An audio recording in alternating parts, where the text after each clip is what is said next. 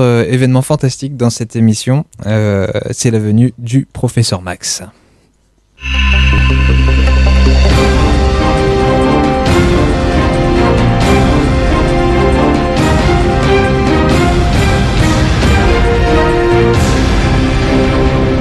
Bonsoir professeur Max. Bonsoir. Si je vous dis Ladislas de Hoyos, qu'est-ce que ça vous évoque?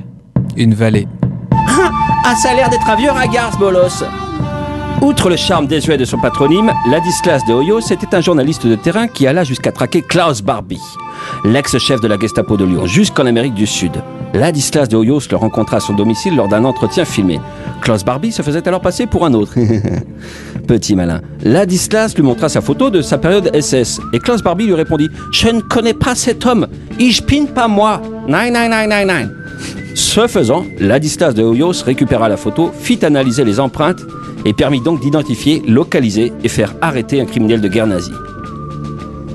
Et là, vous vous dites, un journaliste qui traverse la moitié du monde, qui mouille sa chemise pour faire triompher la justice et la vérité, bah, c'est la science-fiction, ton truc, c'est dans quel film? Et non, c'est juste une vieille histoire. En l'an de grâce, 1972. De nos jours, politiques, journalistes, écrivains, philosophes, militants, people, tous s'accaparent le débat public. Quel bazar! Pas tant que ça, puisque les journalistes sont des militants politiques qui se prennent pour des stars. Il n'y a qu'à voir les pauses qu'ils prennent dans les médias. Le journalisme à la française est un modèle de stabilité et de sérieux que le monde entier nous envie. Puisque depuis 45 ans, Jean-Pierre Elkabbach est un éditorialiste de premier plan. Et pendant ce temps-là, même la Corée du Nord a changé 3 fois dictateur. Ah, alors, dans le pays des droits de l'homme, un astucieux système de financement permet l'existence d'une presse libre et indépendante. En effet, selon le Canard enchaîné, seuls 3 journaux d'information générale n'appartiennent pas à de grands patrons. Le Canard enchaîné, normal, c'est lui qui fait le classement, il va se donner le bon rôle. La Croix, le journal catholique, et l'Humanité. Même Fluide Glacial a été racheté par une grande maison d'édition. Tout fout le camp.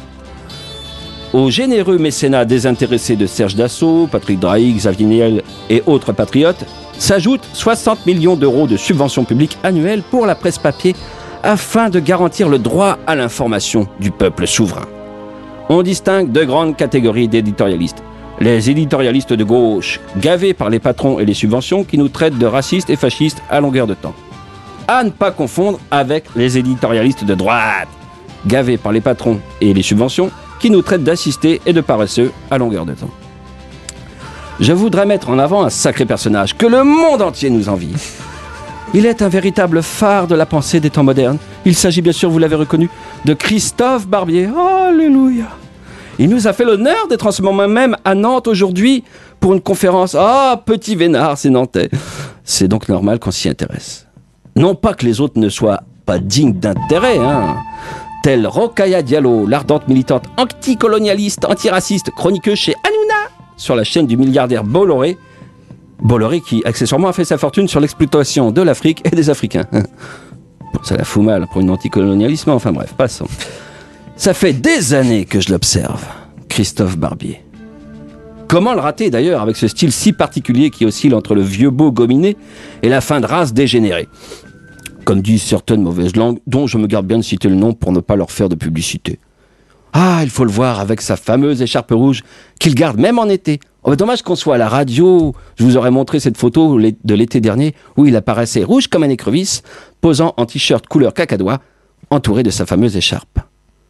Tenter de résumer la pensée cosmique de Christophe Barbier en quelques lignes est un sacré défi, mais je ne peux résister à l'envie de partager avec vous quelques grands principes. Principe numéro 1. Les Antillais veulent vivre à l'européenne, mais travailler à l'antillaise. Principe numéro 2. En Corse, les records sont toujours battus dès qu'il s'agit de criminalité. Ah. Le jacobinisme est le fondement de la pensée barbienne. Il déteste tous les particularismes régionaux. Le comble, c'est que ce chantre du pluralisme, du centralisme parisien et de l'uniformité nationale est savoyard. Hein, une région qui est française depuis seulement 160 ans. Il vient des Alpes, comme Nabila, d'où l'expression. En fait, son secret bien-être, son astuce bien-être, hein, c'est important, tout le monde a besoin d'avoir quelque chose pour être bien.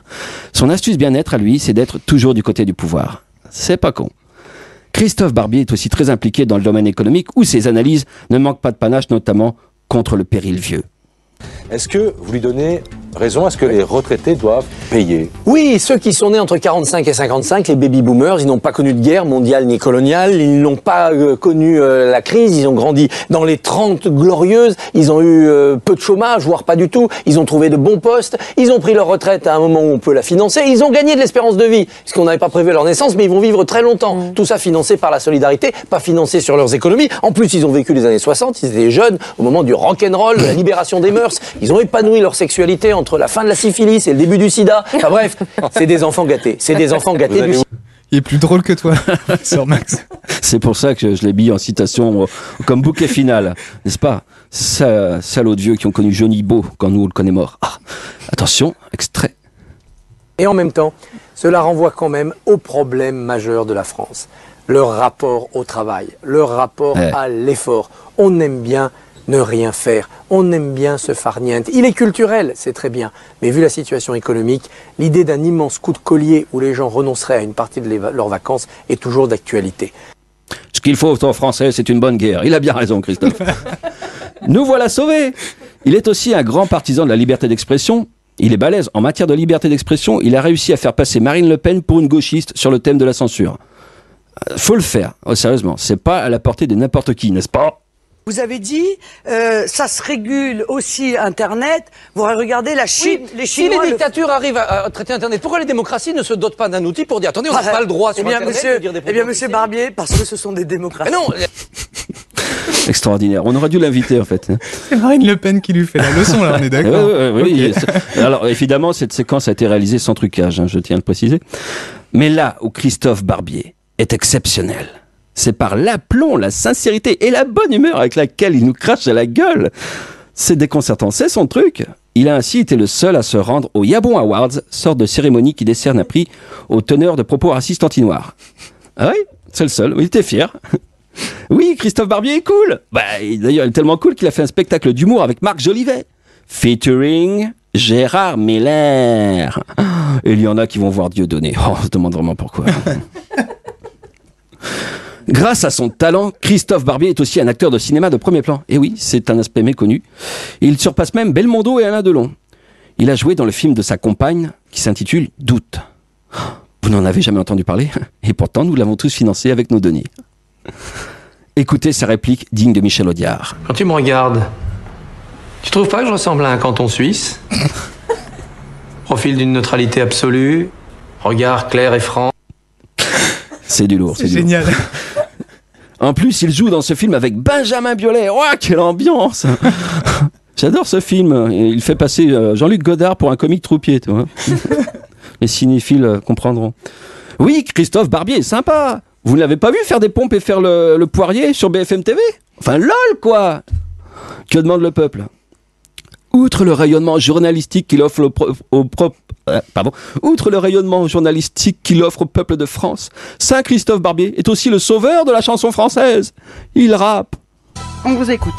Gaspard, Melchior et Balthazar étaient tous de sacrés lascars, mais ils n'étaient que des rois mages. Moi, je suis le roi Image, le jupe, le presse, le légomane. Yeah, I am the selfie-made man. J'ai 40 ans, c'est 2 fois 20, j'ai toutes mes dents, c'est pas en vain. J'ai donné un grand coup de balai avant d'avoir 40 balais. Je frappe, je tape, je move, je cogne et j'ai eu Hanouna au phone. Alors moi déjà, j'aime pas trop le rap à la base, mais c'est pas avec ça, quoi. Bon, il y a eu Hellfest en juin, heureusement. Christophe Barbier ose tout, c'est même à ça qu'on le reconnaît. Mais au moins, lui, il a trouvé son chemin personnel vers le bonheur et la sérénité. On l'entend, il est serein, il est bien. Avec un tel phénomène en guise de journalisme, les hommes politiques rament pour attirer l'attention des médias. Regardez ce pauvre Jean-Vincent Placé, obligé d'avoir des frais de taxi de plus de 20 000 €, d'être ivre en boîte, de traiter les femmes comme des putes, d'insulter le vigile sur ses origines, de traiter les flics d'incapables, tout ça dans l'espoir que la presse s'intéresse à lui. Parce que l'ego de Christophe Barbier capte tout, hein, c'est ça. Les vacances d'été sont donc dans 3 mois, et si vous avez bien écouté cette chronique, il n'y a aucun risque de croiser Christophe Barbier dans les Dom-Tom ou en Corse. Bonne soirée. Merci. Merci beaucoup. Il faudra noter que il y a Klaus Barbie avec Cacadois et Nabila qui apparaissent dans la même chronique. Il n'y a que moi qui sais le faire. Un très beau score. Voilà. C'est le bon, la brute et le truand, tu vois, c'est dans l'ordre. Voilà. Merci beaucoup, professeur Max. Il est temps.